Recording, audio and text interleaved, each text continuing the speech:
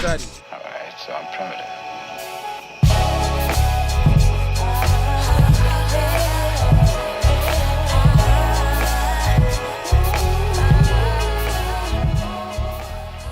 I was making beats back in Fort Wayne. I was rhyming, but I started getting into beats, and then I started producing for guys around. And one of my friends from Atlanta came down. And he was like, "Man, you can sell beats in Atlanta," and I was like, And then I thought about moving to Chicago, but then Chicago, a lot closer. And I really didn't know anybody in Chicago. I knew like 3 people in Atlanta, and Chicago has snow, so. That was the deciding factor. It was like, man, why? What are you doing? So I just, I came down to Atlanta in 2000. Coming down, it was kind of, like anything else, I was trying to find my way. I didn't know where to go, so I was like by myself. So yeah. I would come down, I would walk around Atlanta with a mini disc player, headphones, had beats on it, so if I met anybody that rhymed or sing, I would just, let them hear stuff. And I, gradually start to meet people because you're, trying to be out. And I met a guy named Buddy Lee. And he's a group called Brody Champ. Shout out to Buddy Lee. He's still doing his thing. I gave him a beat CD, and Mark Speck called me and was like, "Yo, man, what the fuck are you doing? who are you?" Yeah. Basically, he was like, "Man, who are you? Like, what have you been doing? Like, who?" And at that point, I had been in Atlanta for maybe 4 or 5 years. I had also met. You might know him, Silas Warner, Mojo Swagger, Methuselah, go by a few names. But we had met at UPS orientation, and they drew our names out of a hat to come through the same day. Yeah. What are the chances? Yeah, exactly. And we ended up being in the same group after they drew our names. So I would go over to his house, and he had an MP at the time, and we would make beats. He would write and rhyme, and but we weren't putting out records or anything like that. We were pretty much just honing our skills, man. Just, Friday, Saturday nights, whatever, Just learning, teaching each other tricks. Yeah, man. Just, recording and trying to find out, our voice, and then, in doing that, like I said, I met Buddy Lee. He introduced me to the Brody Champs, and we immediately started recording and, like, putting out records. Like, okay. And we had a song called Hope, which was like still one of my favorite songs.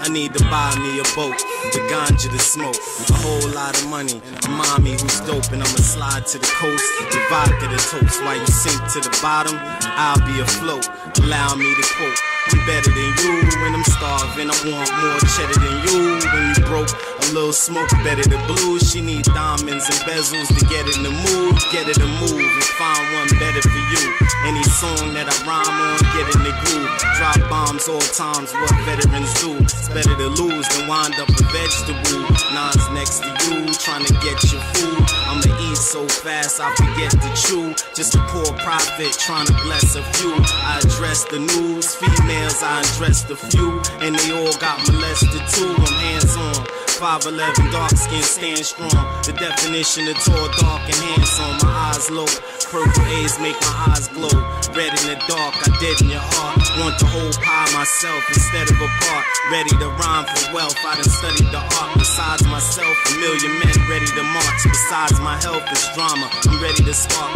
Peter Parker, the wall crawler, head of the charts, I spit acid, it's better than darts, you young bastard, you want it, I have it, come get your ass kicked, ready your thoughts, your new home is a casket, Morgan, Freeman, seeing bones and plastic, moaning, screaming, being your mom's tragic, it's too bad it all had to happen to you, tongue flapping, gun clapping, some rappers will do, not me, I'm just coming straight after your food, and that's niggas talking blasphemy until I slash they cheek with an Oscar, glad to eat. And they would play it on 88.5 all the time. They were like the first joint I ever got played on the radio. I just remember being up.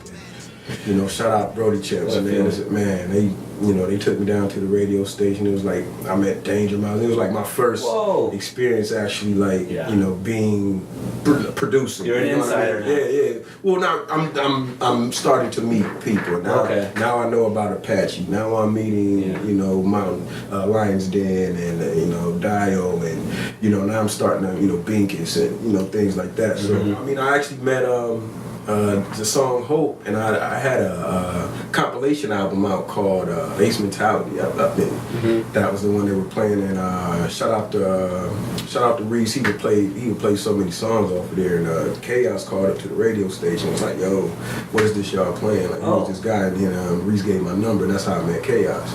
Time to hit the streets. Yeah.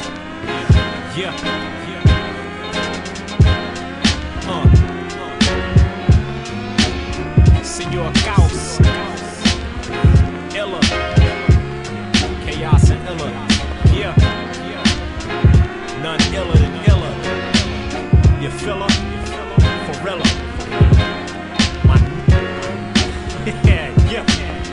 saw fame in a dream, but when you woke up it disintegrated. As I entered through the center situated, no sympathy, bittersweet symphony. Cut to the chase, the mistakes on your ND. I'm too true and I murder your rhymes. You might have a nice image, but you dumb in the mind. Ask me if I would collab on the track one day. Couldn't infiltrate my camp, even if the fences were made of paper mache. Let's take it away. Hip hop is dead, I'm here to resuscitate. So wise kids step to miscorrection and death. Deductive logic, I'm a rap to no question is left. Kids is harmless, trying to mess with the hardest. I make more noise than people in upstairs apartments. You can't stop me in my complex terminologies. I'm like Socrates when I father your philosophy. Automatic classic. Hey y'all, guess what? I'm the one that said it. Automatic classic. Watch yourself, see yours dangerous. Automatic classic. Getting a manager and all of that, so I kind of became a producer, and just learning. Really. You became the producer in that circle. You seem to be the go-to guy. We need a beat. Who are we gonna call? You're the first one that they came to. Right. And when I emerged on the scene and started to observe a little bit, this was already in place. I was like, wow, they have a scene, a movement, a group of like-minded individuals with a common purpose. But that momentum wasn't really fully established when you got here. Even think about it, I guess there was a change. Like, when I got here, there was a lot of groups that were already established. There were groups that, had distribution, Binkus. You had Cultive Icons, you had Unknown Seeds. Yeah, well, of course. There was predecessors. Yeah. And those are the people that, when I came down, they were already established. I didn't meet these guys like, at their budding of their career. I kind of met them when they had already, had some game. So I was lucky enough to come in being a little, younger, a little greener as far as, putting out records and just being. But they were supportive as mentors. Very, very, man. Especially like my guys, Flux and Jackson, and Great Scott. Like they were, they were just, and Mark Speck, they were just like, tell me like gems, like more so about like just being a person here versus just like, all right, you need to make your beats like this. They were like, okay, operate like, just like little cultural gems. Lessons.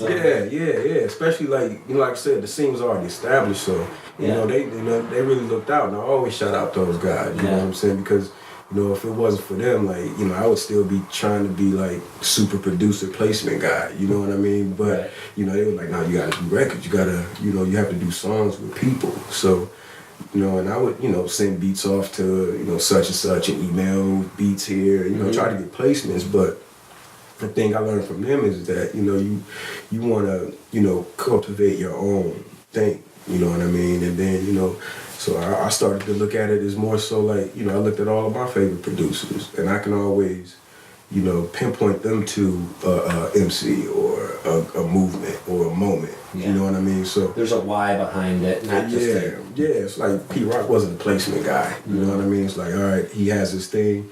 He has, Grap Love. He has, all those people that are centered around what he's doing.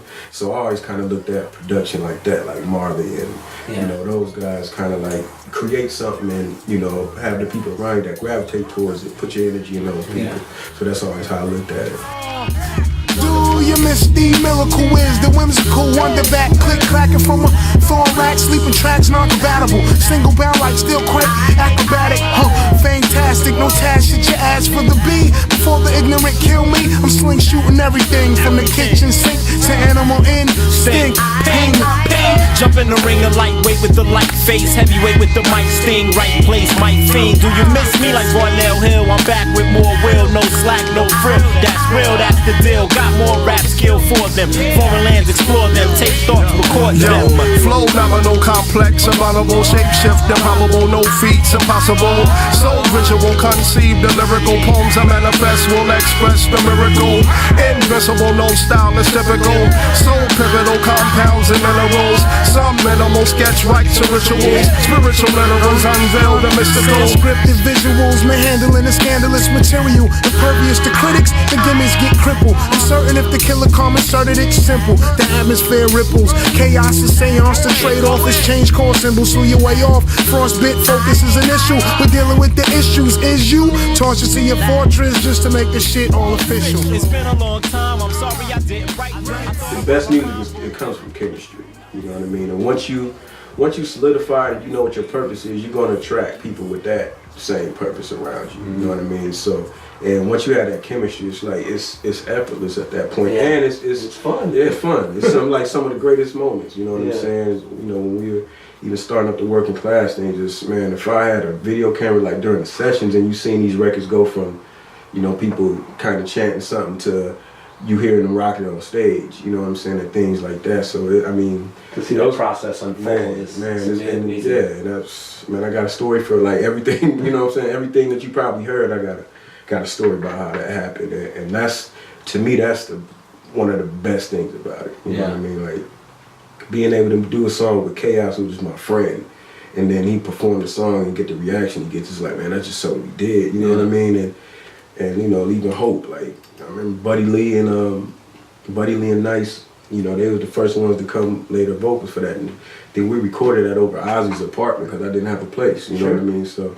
But it sounds great. It sounds pro quality, you know. And you know, when we finished it, we was like, yo, this is something special. Even if we believe it's something special, it's something special because it's special. Yeah. And you know, when people gravitated towards it, that's a bonus. Yeah. Well, let's go back to when the idea to actually start a label and the concept of working class. When did that start to merge? I was actually formulating that, not in a label regard, but just as a crew. Because like I said, I always modeled myself behind, like, you know, Marley. And Marley had Juice Crew, but, you know, they only did a few records together. There wasn't like, you know, Wu-Tang, how they did it. But even with RZA, it was like, you know, it's a producer in the center, and then you gravitate all these MCs, and you know, that's always been, you know, where I thought. There's a group called Dip and Steam. It used to be called Galaxy High, and we would do a lot of, they're from Indiana as well. So when I came here, they were here, and we just linked on the Indiana link, and we knew a lot of the same people. So,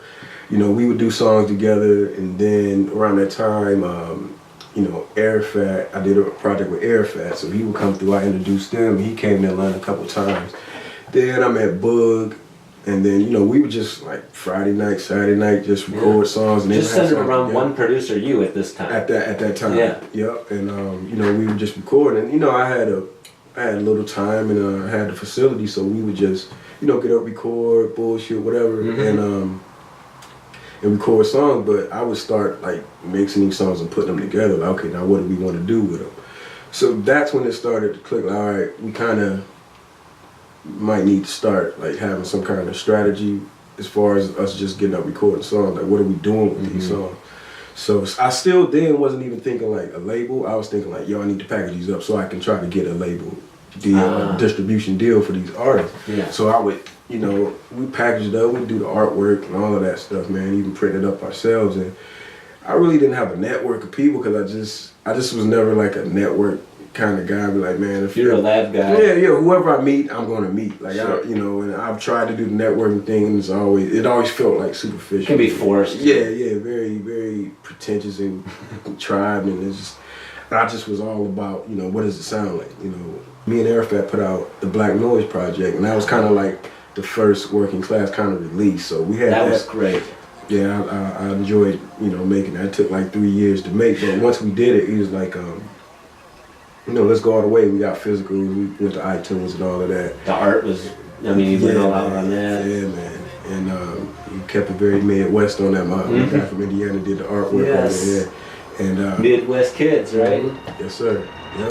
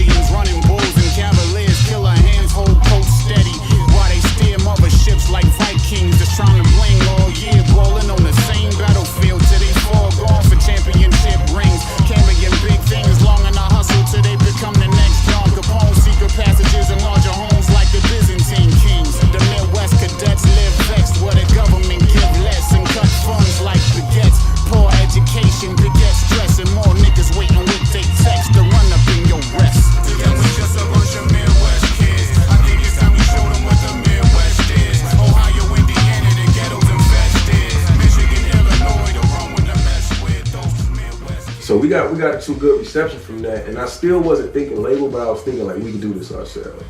And then I did an instrumental album a couple of years later, maybe like 2 years later, and it was supposed to be released, and I was supposed to have distribution and everything set up, and I didn't know how that went. Yeah. So I set a release date, and I just gave them the record like a week before the release date, like they were going to do it, and they were like, nah, and I was like, well, do I wait another 2 months after I've already did, my own little promo and all? You ready to move on? I had no idea what I was doing, and so I was like, you know what?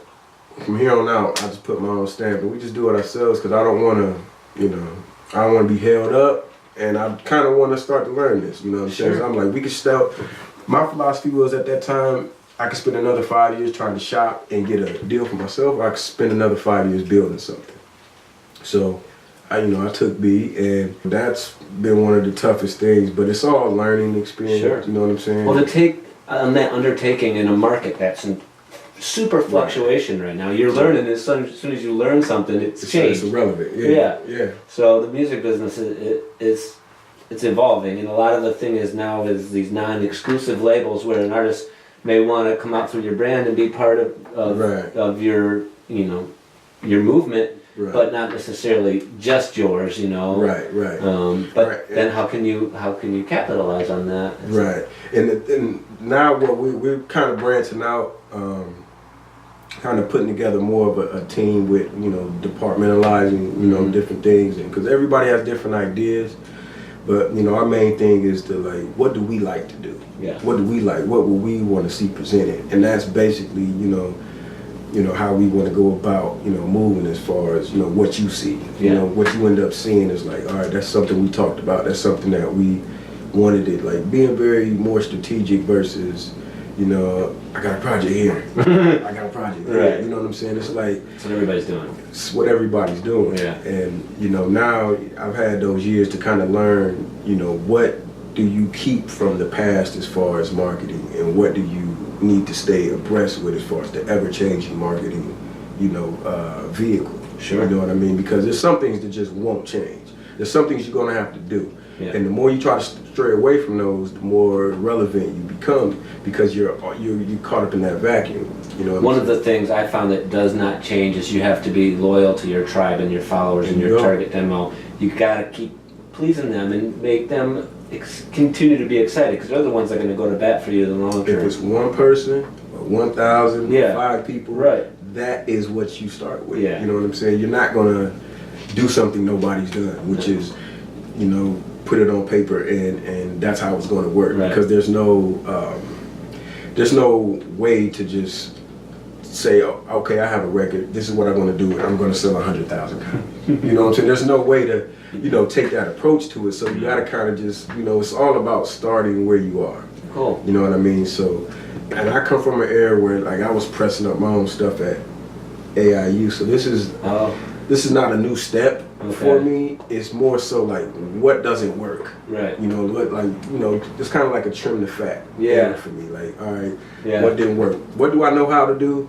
What didn't work? You know what I mean? And that's learning. And it makes the steps a lot simpler, and it takes a lot of headache out of it. Mm-hmm. You know what I mean? Because you're not just pissing in the wind. Yeah. You kind of know what you're going to do. Even if that target is low, it's a target. You know what I mean? And that'll always fluctuate, but it can always grow. It's the total outlook. You know what I mean? If you think big, you'll move small. You know what I'm saying? And you'll know that every piece is going to make the big picture. You won't just move and try to take over in a day so I mean the bigger your ideas are, the more you have to piece by piece strategize. Maybe because steps. because it's never been done. You never just we're gonna do this tomorrow. And then it's awesome. And you may look up. You might be crisscross walking through the mall and look up. But chances are it's gonna play the lotto too while you're at it. And that's one thing we just try to as far as working class now, we really try to. It's more of a project base. That's what gets us excited. You know what I'm saying? Like when somebody has a group of songs and they have an idea, the guys that do the videography and the graphic, they get excited, and that gets me excited. I'm like, I pretty much you know, sometimes guys ask me to arrange the album. Like, you know, I have an idea, this is the idea, like how do you think it should flow? Gotcha. So, you know, I would do that as far as, you know, just post-production and, you know, just making sure that the album sounds like who they are and, you know, what they look like. And maybe, you know... And seeing things through to fruition. I mean, so much work, as you know, goes uncompleted. Right. To actually package something done, ship out, Right. move on. It's a gratifying feeling. Yeah, especially when it's something you're proud of. Yeah, definitely. And that's kind of, like I said, that's what excites me. You know, like, and then when you have it, it's like, yo, we get to share this with people. Yeah. You know what I mean? Right. And, you know, and at that point, it's like there's no bad. At that point, it's like, man, if 3 people love it, then that's what it is because we love it. Right. No matter who you vote for, if a change is what you hope for, if you want a future that's worth something, get it through your head, ain't nobody coming. The hood gotta save itself. The hood gotta save itself. The hood gotta save itself. The hood gotta save itself. Where is my desire for my culture? Why don't I feel connected to the motherland? Why? Why does my color predispose me to torture? Why am I always so distracted by another dance? I remember African medallions with fists in the air did not mean violence. It was power to the people. Rule is if it works once, then power to a sequel. Cause ain't no money in peaceful. The war cries from all sides. The presidents are paid for. God, not the most high. Say who you waiting on, baby girl. A public thug, that's a private gentleman. Somewhere between church and a sentencing. Bruises that ain't worth mentioning. I'm off that. Even respect with the K, yeah, we lost that. I generally have sympathy. I pride my symphonies on the generous energy from the inner me. But now I'm on some fuck the enemy, which is entitlement. You got a friend of a friend, go and invite him in. This is that or else talk, but I ain't marching. Get it right, homie, it's us that I'm targeting. The hood gotta save itself. The hood gotta save itself. You know, with D-Focus, he was already, you know, he was doing this thing.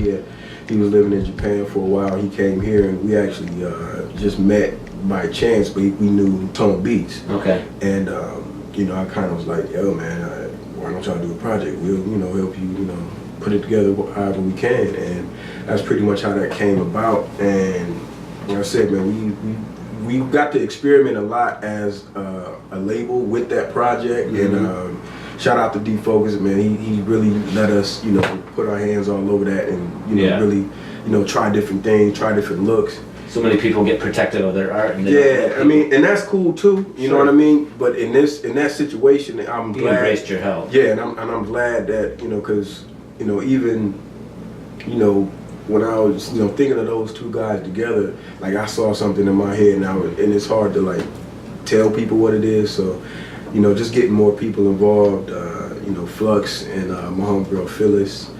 And Brian Price from Unknown Seeds, he helped out a lot with just, you know, that whole campaign, man, and I was very proud of that movement, man. Yeah, but it's a lot of getting a lot of response from people like I haven't, you know, I've never really corresponded with, so good. I mean that's pretty much the dopest part. I think it's a classic, so that's just me. Good. So. Then mission accomplished. Yeah. Now, I'm intrigued with the Dirty Drum Academy. This is a producer's show, so this sounds like it might be their turn to kind of take the forefront a little bit. Tell me a little bit about what's going on there. Yeah, we are finishing up a few projects. You know, if you're familiar with the State Pro, if anybody's ever been to a State Productive, it's a beat cipher, you know, and got a lot of guys on there. Just, you know, we just play beats, man. We sound off, and you know, a lot of those guys are a part of the Dirty Drum Academy, which started out as me and Tone Beats. We were going to do like a duo producer thing. Okay. And we were like Dirty Drum Academy. It ended up just turning into like a collective. You know what I'm saying? We would just add on people like, you know, people that would just come around and they'd hang out. You know, we would trade secrets and trade drums. It's like, okay, your crew. Wow. You know what I'm saying? Just bringing people in, and we just slowly brought more people in to I think it's like maybe 10 of us now. So. And you guys meet all together? Well, we kind of, you know, just share each other's music, or, you know, I send out some drum kits, or, you know, we'll just do different things like that. And like I said, a lot of the guys rhyme too, so you'll have, you know, one producer rhyming with another producer, and, you know, just doing like a whole, like one producer producing the whole project for another producer. which is they get in the booth for a change. Right. That sounds fun, man. Yeah, man. So we're kind of mixing it up, and I think even just the adding on to that is kind of giving us something different, something fresh. We're not just like we don't like to call ourselves label, but we have to. But we want to arrange stuff and put out stuff and have stuff available that we like. Like stuff that we like to see. Right. You know what I mean? And that's pretty much that. But I'm excited. We have 3 projects that we're ready to release for the Dirty Drum Academy, and I don't want to talk about them prematurely. Okay. But I'm excited about them, but I think it's going to be something special. It's definitely on, though. Yeah, you're gonna for sure. Yeah. Right on, man. I'm going to be following that very closely. Word up. Yeah, dude. Sure. Stay tuned for the 20-minute beat challenge. Illa's going to try to flip this record from a local band. Beat.